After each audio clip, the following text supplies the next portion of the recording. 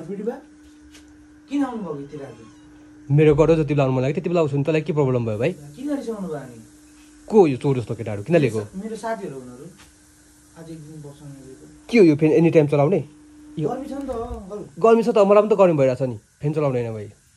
अनि के हो यो कोठाको हालत के हो यस्तो पोहोर यो सफा भइहाल्छ अङ्कल बिहान यो सफा हुनु पऱ्यो म जान्दिनँ यो भोलि आउँदाखेरि यस्तो छ भने म निकालिदिन्छु भाइ हुन्छ यो सफा भइहाल्छ के हो अनि के पकाउँदै हो अनि यो आज गुङ्गुरको मासु अरे बाउको घरमा सुँगुर मासु पकाउँछस्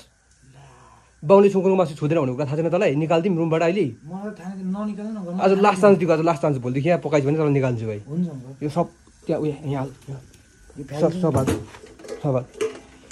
बाउको घरमा सुँगुर मासु पकाउँदैन भाइ बुझिस् नि त्यहाँ त्यहाँ त्यहाँ खोइ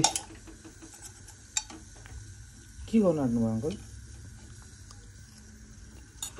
के हो यस्तो नुन चर्को कसले बनाएको यो मैले अङ्कल खै यहाँले ए बुढी आज मेरो लागि सब्जी नबनाइ म लिएर आउँदैछु